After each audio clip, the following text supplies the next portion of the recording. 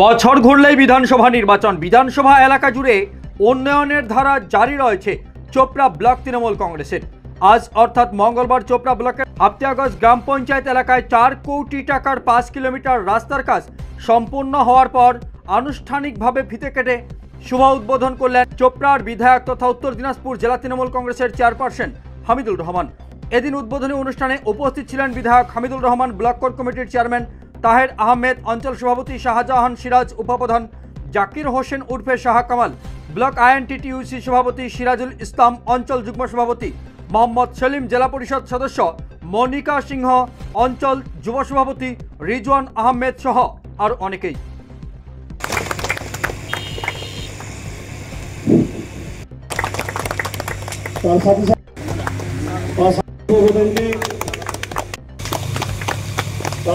হওয়াতে এখানকার জনগণ সব খুশ আছে। জনগণ খুশ হলে আমরা লিডাররা সবাই খুশ আছি এবং আমরা দিদিকে, মাননীয় মুখ্যমন্ত্রীকে অশেষ ধন্যবাদ জানাচ্ছি এবং উত্তরবঙ্গের উন্নয়ন পরিষদ যে মন্ত্রী রয়েছে ওনাকে আমরা অশেষ ধন্যবাদ জানাচ্ছি যে আমাদের দীর্ঘদিনের এই পুরাতন রাস্তাটা একটা ব্রিজ করে দিয়েছে ভেরভেরির।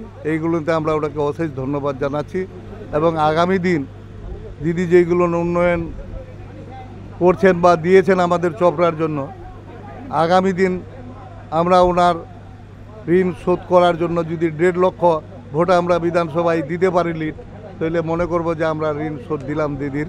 যেইভাবে দিদি দেখছেন, উন্নয়ন দিয়েছেন, আগামী দিন আমরা সবাই চেষ্টা করব যা থেকে ভালোভাবে ঐক্যবদ্ধ হয়ে আমরা আগায় যেতে পারি, দিদির হাতকে শক্ত করতে। এই রাস্তাটা হচ্ছে 5 কিলোমিটার 4 কোটি টাকার রাস্তা।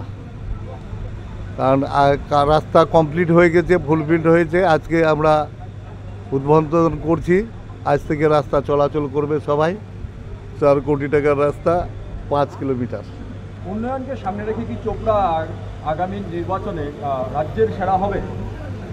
নিশ্চয়ই এটা উন্নয়নে সেরা তো নিশ্চয়ই হবে। তার সঙ্গে আমরা চোপড়া চেষ্টা জেলায় যাচ্ছি যে রাজ্যের সঙ্গে পারবো না, কয়েকটা অভিষেক ব্যানার্জির বিধানসভা পার্লামেন্ট আছে, পারবো না। তবে আমরা 2nd 3rd যাওয়ার চেষ্টা করছি রাজ্যের মধ্যে সাংগঠনিক দিক দিয়ে। পূরণ করেছে আমাদের বিধায়ক হামিদুর রহমান সাহেব।